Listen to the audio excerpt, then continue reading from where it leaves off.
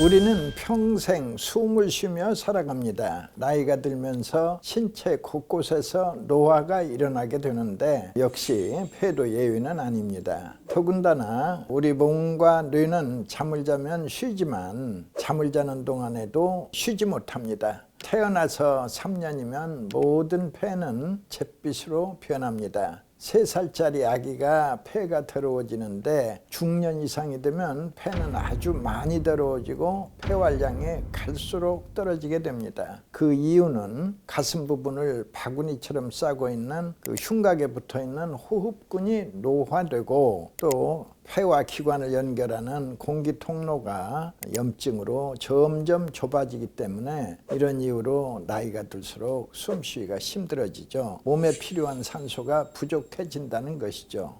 폐 기능이 나빠지고 폐에 염증이 생기는 폐렴이 가장 대표적인데요. 노년층에서는 폐렴으로 인한 사망률도 높기 때문에 절대 방심해서는 안 되는 질환이죠. 뿐만 아니라 폐가 딱딱해지고 굳어가는 폐섬유화를 유발할 수도 있고요. 기관지가 본래 상태로 돌아갈 수 없을 정도로 늘어나 있는 상태인 기관지 확장증을 유발하기도 합니다. 그리고 폐가 청소되지 못하고 폐 기능이 점점 떨어지면 우리 모두가 두려워하는 폐암을 유발할 수 있는데요. 대부분 폐에 생기는 병들은 증상이 없고 혹은 기침, 가래와 같은 감기 증상과 비슷하기 때문에 병을 방치하는 경우가 많습니다.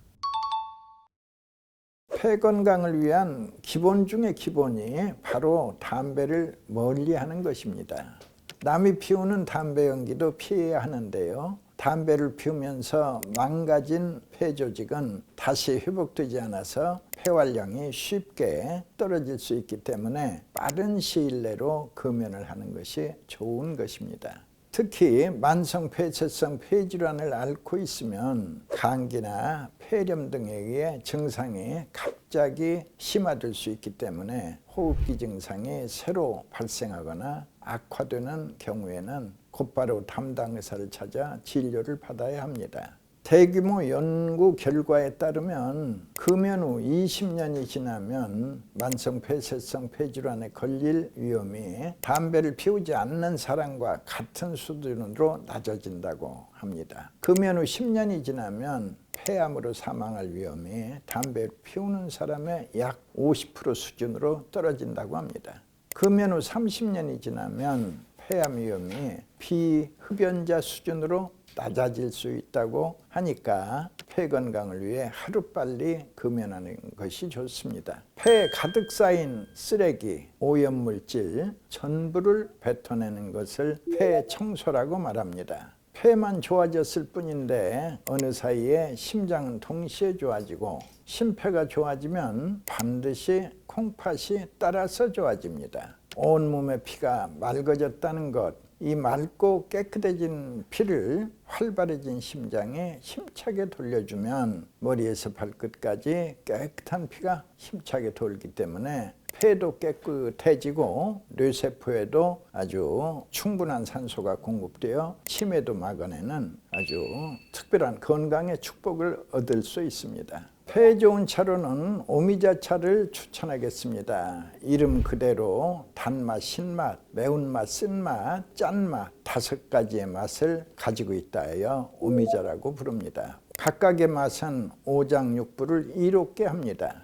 동의보감에서는 오미자는 기침이 나고 기가 치밀어 오르며 열이 나는 것을 치료한다고 기재되어 있어 천식 증상을 완화해 줍니다. 두 번째는 맹문동입니다. 인동초, 불사초라고도 불리우는데요. 7, 8월에 보라색 꽃을 피우고 한겨울에도 잎이 푸르름을 잃지 않습니다. 진액이 맑아 폐를 맑게 하고 기침을 멎게 하며 가래를 삭히는 효능이 있어서 폐 건강에 정말 좋고, 맹문동에는 사포닌의 한 종류로 스파카토사이드 A, 오피오기닌 등이 풍부한데요. 이것들이 암세포의 증식을 억제해서 난소암, 대장암 등 암 예방에도 좋은 것으로 알려져 있습니다. 다음에는 길경차, 씁쓸한 맛이 매력적인 길경입니다. 필경은 동부감과 본초 강목에 거담, 배농, 진해의 효능의 효과가 기록되어 있고 가래와 기침 증상을 개선하는 한약재로 사용하고 있습니다. 필경은 감기 증상에 좋고 속열을 식혀주며 가래 배출을 도와 목을 부드럽게 해주는데요. 폐 청소에 아주 좋은 식품입니다. 또한 면역력 향상에도 좋아 자주 물에 달여 수시로 마시면 매우 좋습니다. 다음으로는 생강차를 소개합니다. 만병통치약으로 불리는 생강입니다. 생강은 동서양을 막론하고 아주 오래된 약재로 불리우는데요. 약 5,000년 전부터 인도와 중국에서 생산됐다고 합니다. 실제로 생강을 인도의 의학서인 아유르베다에서는 만병통치약을 뜻하는 머쉬와 베사지로 부르고 있고 동북암에서는 생강에 대해서 오장육부를 잘 통하게 하고 팔다리 뼈마디를 잘 쓸 수 있게 한다라고 기록되어 있습니다. 생강에는 진지롤과 쇼가올이 풍부하고 식이섬유와 다양한 아미노산과 칼륨, 칼슘, 마그네슘 등 미네랄 성분 또는 베타카로틴 등 항산화 성분이 함유되어 있습니다. 특히 감기 걸렸을 때 생강 많이 드시잖아요. 생강의 특유한 매운맛과 향이 기혈순환을 원활하게 하여 몸을 따뜻하게 해주고 항염 효과가 있어 염증을 완화해주고 막힘과 가래, 오한 등의 증상 개선에도 좋습니다. 특히 맹문동차를 유념하셔서 열심히 드시면 큰 도움이 되실 겁니다. 이제 336이라는 것은 3개월, 6개월을 뜻하는 머릿글자입니다. 1년을 이 3개월, 6개월로 나눠서 첫 번째 3개월은 이제 폐가 깨끗해지면서 편도선이 건강해지는 기간입니다. 처음 3개월. 이때는 이제 폐렴은 없다, 독감은 없다, 열나지 않는다. 폐렴, 독감, 고열을 막아내는 신통한 변화를 확인할 수 있습니다. 두 번째 3개월에는 장내 미생물입니다. 장내 미생물, 나쁜 세균 사라지고 좋은 세균 가득하다. 자, 나쁜 세균 왜 나쁘다고 그래요? 나쁜 세균은 염증을 일으킵니다. 좋은 세균은 왜 좋다고 합니까? 좋은 세균은 염증을 꺼버립니다. 그러니까 두 번째 3개월, 6개월이 지나게 되면 장내 미생물이 나쁜 세균이 사라지고 좋은 세균이 가득해서 이때부터는 내 몸 어디에 염증이 생겨도 바로바로 꺼버립니다. 이것은 엄청난 축복을 뜻합니다. 몽우리가 생기지 않습니다. 몽우리가 발견되면 의사들은 그걸 종양이라 하는데 종양을 발견하면 조직검사해야 한다. 조직검사 결과 양성종양 안심인데 악성종양 죽음이다. 그리해서 바로 표준치료가 시작됩니다. 바로 수술항암 방사선이 시작됩니다.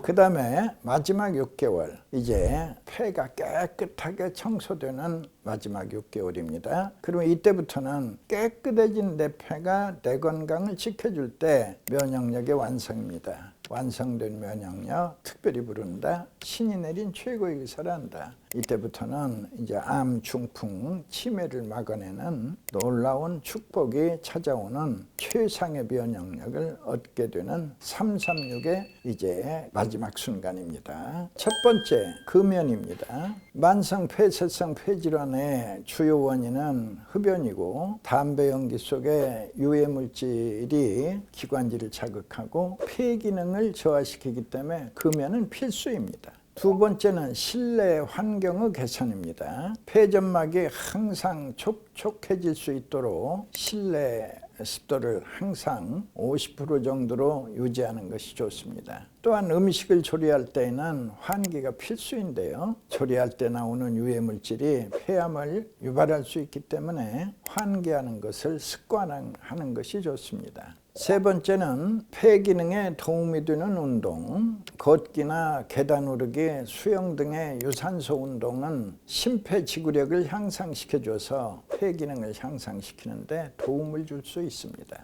네 번째는 정기적인 예방접종 및 검사 받기입니다. 환절기가 되면 독감, 폐렴 예방접종을 맞는 것을 추천합니다. 5번째, 기관지에 좋은 음식을 챙겨 먹는 것이 중요합니다. 대표적으로 길경, 생강, 무를 꼽을 수 있는데요. 이 3가지 식품은 항염작용이 뛰어나서 폐에 있는 염증도 억제해주고 환절기에 염증을 억제해주고 또 환절기에 기침을 완화하는 데도 도움을 줄 수 있습니다. 참고로 담배를 안 피는데 제가 한번 작정하고 담배를 한번 펴보겠습니다. 하루에 2갑씩, 한 3갑씩 펴볼게요. 3갑씩 핀 다음에 한 달간 열심히 한번 펴보겠습니다. 피고 제가 한번 폐 검사를 받으면 제가 폐암에 걸릴까요? 안 걸릴까요? 폐암 진단을 받을 가능성은 제로입니다. 장담하는데 제로입니다. 술 한번 예를 들어볼까요? 술을 제가 거의 안 먹습니다만 제가 소주를 하루에 2병씩 매일 한번 먹어보겠습니다. 석 달간. 먹고 제가 암 검사 한번 받아보겠습니다. 간암 검사라든지 받아보면 제 간암에 걸릴까요? 걸릴 가능성은 제로입니다. 근데 정부에서는 술, 담배 많이 하면 위험하니까 경고문 다 적게 해놓죠.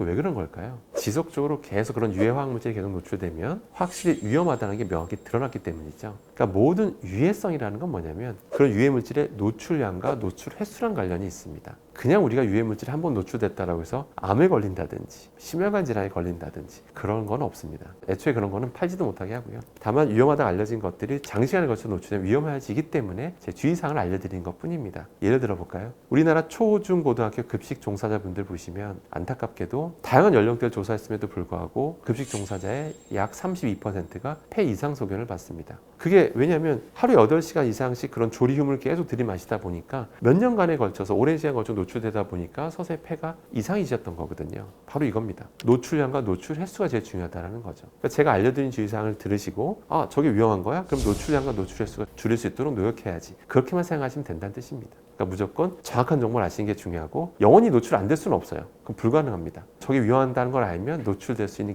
양과 기회를 확실히 줄일 수 있다는 거. 그것만 기억하시면 되겠습니다. 제가 생각하는 최악은 사실 고체 연료입니다. 그 자체는 발암물질은 아닌데요. 독성은 그냥 탑이라고 보시면 됩니다. 그러니까 뭐냐면 우리가 일본식 선술집을 가거나 어떤 일본식 관련된 음식점 가게 되면 음식이 계속 따뜻하게 덮여지라고 흰색 어떤 연료가 놓여져 있는 걸 본 적 있으실까요? 거기 딱 불을 붙이면 잘 타죠. 그래서 그걸로 계속 보온 효과가 있다 보니까 열이 계속 공급되니까 따뜻한 음식을 먹을 수 있어서 요새 식당에서 많이 쓰고요. 근데 그걸 가정에서도 많이 쓰시더라고요. 그러니까 따뜻하니까 좋아서 많이 쓰시는데 그게 그냥 최악이라고 보시면 됩니다. 왜 최악인지 하나 말씀드리면 그런 고체 연료의 주성분이 메탄올인 경우가 여전히 많습니다. 메탄올의 독성이 어느 정도냐면 제가 소주잔에다가 한 7ml만 담아볼게요. 한 5분의 1만 담아서 제가 한번 원샷을 한번 해보겠습니다. 그 메탄올을요. 원샷하면 저는 한 30분 정도 지나면 영구 실명합니다. 그러면 우리 증기로 들이마시면 어떻게 되냐고 질문하실 수가 있는데 증기로 들이마셔도 시신경에 치명적입니다. 얼마나 치명적이었길래 유럽에서는 진작에 자동차 워셔액이 금지했었어요. 옛날 그게 자동차 워셔액이 있었습니다. 우리나라 2017년도까지 자동차 워셔액이 그대로 썼었습니다. 유럽에서는 그게 너무 심각하니까 아예 못 쓰겠어요. 그래서 유럽에서는 진작에 에탄올 워셔액으로 바뀌었습니다. 우리나라는 그 심각성 나중에 깨닫고 2018년부터 에탄올 워셔액으로 바뀝니다. 에탄올 워셔액이 더 비쌉니다. 참고로. 밖에다 뿌리는 건데 뭐가 문제가 있어라고 생각할 수가 있는데 그렇지가 않습니다. 그리고 자동차 운전하다 보면 워셔액 뿌리면서 갈 때 있잖아요. 근데 우리가 자동차 버튼 중에 내부 순환 모드라고 있어요. 딱 그거 눌러놓으면 밖에 공기가 안 들어온다고 생각을 해요. 잘 안 들어오게 바꿔놓은 거지 아예 안 들어오는 건 아닙니다. 아예 안 들어오면 위험해요. 공기가 아예 안 들어오면. 안에 공기가 부족하기 때문에. 그래서 미세하게 들어오게 해요, 일부러. 근데 워셔액을 뿌리잖아요. 그럼 뿌리면 밑에 층에 딱 그 바라는 것들이 있는데 그 증기 형태로 안에 슉 들어옵니다. 차 안으로. 실제 실험 결과도 있습니다. 제가 실험해봤는데 깜짝 놀랐어요. 자동차 시속 한 40km만 넘어가면 워셔액 뿌리면 내부 순환 모드를 눌러도 샥 올라와요. 그러니까 그거를 직접 운전자든 다 들이마시면서 사셨던 거예요. 특히 택시 운전기사분들, 택시 운전하시는 분들 제 지인분들 중에서도 봐도 오랫동안 운전하시는 분은 눈 침침하다 하신 경우가 참 많은데 메탄올도 하나 영향을 끼쳤을 가능성이 굉장히 큽니다. 그렇게 위험한 메탄올이 현재 어디 쓰이고 있냐면 바로 고체 연료입니다. 메탄올 기반으로 해서 고형화를 시켜요. 그게 바로 고체 연료인데 거기다 불을 태우면 어떻게 될까요? 타기 전에 휘발하는 것들이 생겨요. 그래서 저희가 한번 실험을 해봤어요. 고체 연료를 태우고 그 근처에서 메탄올 증기 농도 측정하게 되면 굉장히 높게 나옵니다. 그 앞에 있는 분들은 그걸 다 들이마시게 되는 거죠. 그걸 들이마시면 그만큼 시신경에 영향을 받는다고 기억하시기 바랍니다. 그러면 만약에 구매하시더라도 아직까지 정부에서 어떤 규제는 없고요. 일단 밖에서 쓴다는 전자에 하기 때문에 정부에서 규제를 안 하는 것으로 보이는데 그걸 실내에서 너무 무분별하게 쓰는 것들 이것에 대해서는 반드시 전 규정이 생길 것으로 확신합니다. 그래서 많이 쓰셔야 된다면 에탄올이 주성분인 고체 연료를 구매하시는 게 좋고 가급적인 실내에서 쓰지 마시고 무조건 쓰신다면 실외에서 쓰시기를 당부드리겠습니다. 에탄올 된 건 비쌉니다. 참고로 가격이 한 3배, 최소 2배, 3배 정도 차이가 납니다. 나무 도마는 일단 크게 두 종류는 아닙니다. 집성목 도마가 있고 통도마로 나뉘게 되는데요. 가급적이면 일단 통도마를 권하는 편입니다. 말 그대로 통도마는 진짜 그냥 나무 탁 잘라서 만든 거라 이제 보시면 되는데, 집성목 도마는 아닙니다. 접착제 위에서 나무를 다 붙인 다음에 쫙 잘라서 이제 만드는 거다 보니까 그 사이사이에 접착제 성분이 그대로 남아 있어요. 그러다 보니까 우리가 거기다 이제 칼질을 하잖아요. 칼질하던 미삭이 떨어져 나오는 파편들이 없을 수가 없잖아요. 그런 파편 나올 때 당연히 그런 접착 성분도 같이 먹게 되는 것이기 때문에 당연히 이건 좀 바람직하지 않고요. 그래서 가급적이면 통도마를 좀 권한다라고 보시면 되겠습니다. 자, 그럼 통도마라고 가정했을 때 일단 두 가지 좀 조심하셔야 됩니다. 나무도마 같은 경우 일단은 잔류세제가 좀 심각해요. 그 안에 너무 수많은 기공이 많다 보니까 세제를 너무 많이 머금게 됩니다. 충분히 저는 헹궜다 생각하는데도 다시 용출 실험을 하게 되면 그 안에 남아 잔류하고 있던 세제가 뿜어져 나옵니다. 당연히 그런 계면성이 먹으라 만든 거 아니고요. 물론 정부에서는 과일, 야채, 세척용 1종인데 이거 뭐 괜찮지 않습니까? 할 수 있는데 그거는 닦아낸 다는 전자의 말을 하는 거고요. 그걸 애초에 먹으라 만든 거 아니고요. 그렇기 때문에 가급적이면 헹구는 거를 좀 더 신경 쓰시라고 좀 말씀드리고, 가급적이면 나무도마나 나무 식기류는 일반 주방 세제보다는 좀 먹을 수 있는 세제를 닦으라고 좀 권해드린 편입니다. 그러니까 오염이 너무 심하지 않으면 베이킹소다 같은 걸로 좀 닦으라고 좀 말씀드린 편이고요. 두 번째가 중요한 게 뭐냐면 바로 너무 기공이 많다 보니까 수분이 잘 안 날아가요. 주방 근처에 이제 걸어놓게 되면 그대로 수분이 남아있는 상태에 오래 있다 보면 그 미세한 음식물 좀 껴있잖아요. 그러니까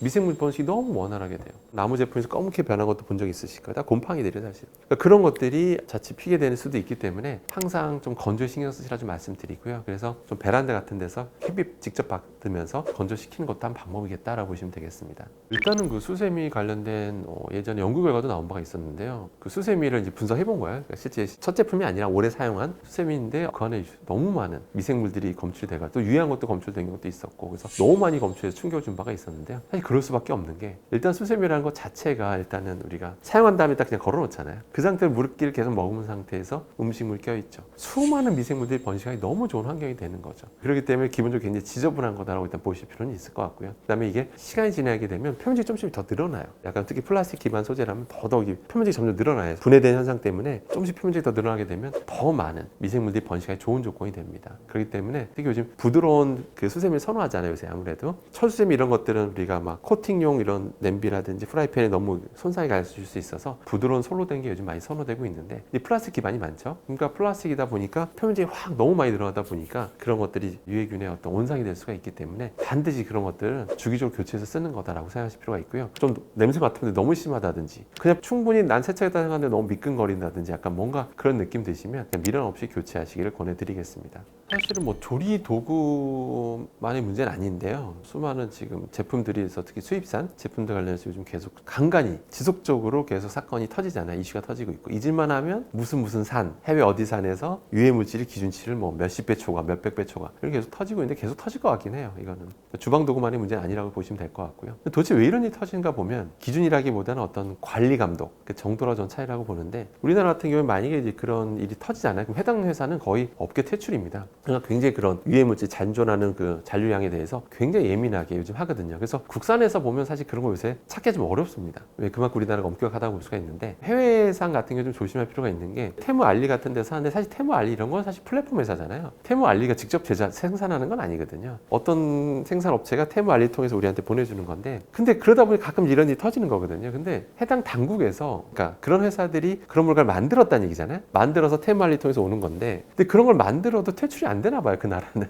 그러다 보니까 멀쩡히 그런 제품들이 존재하게 되고 회사들이 존재하게 되고, 그러니까 자꾸 이런 일이 터지는 것 같고요. 그래서 이거는 일단 우리나라에서 정기적으로 시약처나 이런 데서 주기적으로 검사를 해요. 수입된 거에 대해서 주기적으로 검사하면서 적발되면 해당 그 상품은 수입이 안 되게 조치를 취하긴 하는데, 이것만은 근본적인 대책은 좀 아닌 것 같고, 테무 알리가 더 신경 써야 된다고 봐요. 정말 그런 이슈가 되는 업체는 영구 퇴출한다든지 아무튼 뭐 그런 어떤 조치가 좀 필요한 거라 보고요. 일반 우리 국민들이 어떤 뭐 눈으로 봐서 그걸 구별한다는 건 불가능하다라고 보시면 됩니다. 사실은 이제 키친타월 가장 큰 이슈가 됐던 게 이제 뭐 형광증백제, 예전에 이제 그게 좀 이슈가 됐었는데요. 요새는 뭐 키친타월 이런 거 한번 제품 겉면 보시면 요즘엔 형광증백제 쓴 제품을 찾기가 어렵습니다. 요새는 다 보면 무형광증백제라고 다 이제 무란 말을 되게 강조하면서 이제 하고 있고요. 그다음에 이게 괜찮다고 생각하는 경우가 있는데, 그 자체가 위험한 제품은 아닙니다. 당연히 키친타월이. 근데 문제는 이제 프라이팬에 어떤 기름짐한 거 많잖아요. 그 상태에서 한번 이 키친타월로 한번 닦아요. 기름기 충분히 제거한 다음에 그 다음에 세척하는 거는 괜찮아요.